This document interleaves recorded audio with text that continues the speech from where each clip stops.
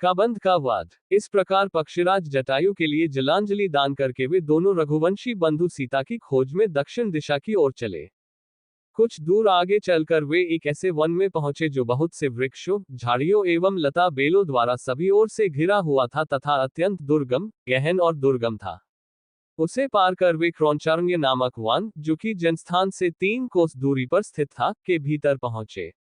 वह वन भी सघन अनेक मेघों के समूह के सदृश श्याम प्रतीत होता था, किंतु विविध रंग के सुंदर फूलों से सुशोभित होने का कारण हर्षोत्फुल्ल सा भी जान पड़ता था।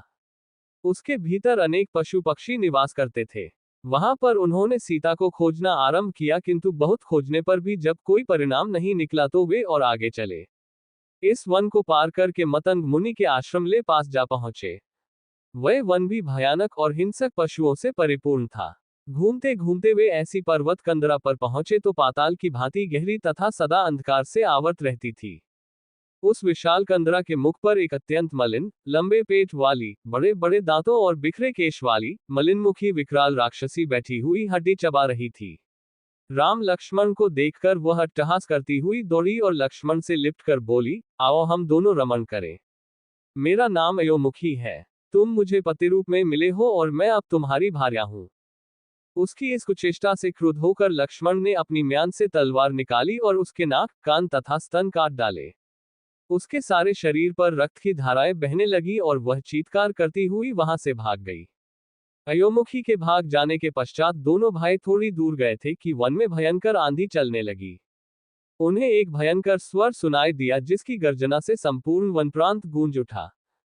सावधान होकर दोनों भाइयों ने तलवार निकालकर उस दिशा में पग बढ़ाए जिधर से वह भयंकर गर्जना आ रही थी।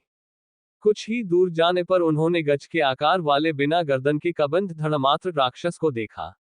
उसका न तो गर्दन था और न ही मस्तक। उसके पेट में ही उसका मुंह बना हुआ था और छाती में ललाट था, जिसमें अंगारे के समान दहकती हुई एक ही आंख थी। वह दोनों मुट्ठियों में वन के जंतुओं को पकड़े इनका मार्ग रोके खड़ा था। राम लक्ष्मण को देखते ही उसने लपक कर दोनों को एक साथ ही बलपूर्वक तथा पीड़ा देते हुए पकड़ लिया और बोला, बड़े भाग्य से आज ऐसा सुंदर भोजन मिला है। तुम दोनों को खाकर मैं अपनी क्षुधा शांत करूंगा। इस आकस्मिक आक्रमण से लक्ष्मण किंकर्तव्य विमूढ़ हो गए, परंतु रामचंद्र ने बड़ी फुर्ती से उस राक्षस की दाहिनी भुजा काट डाली। लक्ष्मण ने भी क्रोधित होकर उसकी बाईं भुजा को काट दिया। वह चीत्कार करता हुआ पृथ्वी पर गिर पड़ा। पृथ्वी पर गिरकर उसने पूछा, वीरो, आप दोनों कौन हैं? उसके इस प्रकार पूछने पर लक्ष्मण ने उसे दोनों भाइयों का परिचय दिया। उनका परिचय सुनकर कबंध ने राम से कहा, महाबाहु राम, पूर्व काल में मैं अत्यंत पराक्रमी था, किंतु पराक्रमी होते हुए भी राक्षस रूप धारण कर ऋषियों को डराया करता था। एक बार क्रोधित होकर स्थूलशिरा नामक महर्षि ने मुझे राक्षस हो जाने का शाप दे दिया। शाप मुक्ति के लिए मेरे द्वारा प्रार्थना करने पर उन्होंने बताया कि जब राम तुम्हारी भुजाओं को काट देगा तो तुम्हारी मुक्ति हो जाएगी। हे पुरुष श्रेष्ठ, आपने राक्षस योनि से मुझे मुक्ति दिलाकर मेरा बड़ा उपकार किया है। अब आप मुझ पर इतनी कृपा और करना कि अपने हाथों से मेरा दाह संस्कार कर देना। काबंध की प्रार्थना सुनकर राम बोले, हे राक्षसराज, मैं तुम्हारी इच्छा अवश्य पूरी करूंगा। मैं तुमसे कुछ सूचना प्राप्त करना चाहता हूँ। आशा है अवश्य दोगे। दंडक वन से मेरी अनुपस्थिति में लंकापति रावण मेरी पत्नी का अपहरण करके ले गया है। मैं उसके बल, पराक्रम, स्थान आदि के विषय में तुमसे पूरी जानकारी चाहता हूँ। यदि जानते हो तो बताओ। राम का प्रश्न सुनकर कबंध बोला, हे रघुनंदन, रावण बड़ा बलवान और शक्तिशाली नरेश है। उससे देव दानव सभी भयभीत रहते हैं। उस पर विजय प्राप्त करने के लिए आपको नीति का सहारा लेना होगा। आप यहाँ से पंपा सरोवर चले जाइए।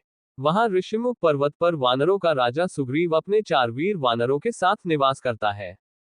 वह अत्यंत वीर, पराक्रमी, तेजस्वी, बुद्धिमान, धीर और नीति निपुण है। उसके पास एक विशाल पराक्रमी सेना भी है, जिसकी सहायता से आप रावण पर विजय प्राप्त कर सकते हैं। उसके ज्येष्ठ भ्राता बाली ने उसके राज्य और उसकी पत्नी का अपहरण कर लिया है। यदि आप उसे मित्र बना सके तो आपका कार्य सिद्ध हो जाएगा। वह राक्षसों के सब स्थानों को जानता और उनकी मायावी चालों को भी समझता है। उसे भी इस समय एक सच्चे पराक्रमी मित्र की आवश्यकता है। आपका मित्र बन जाने पर वह अपने वानरों को भेजकर सीता की खोज करा देगा।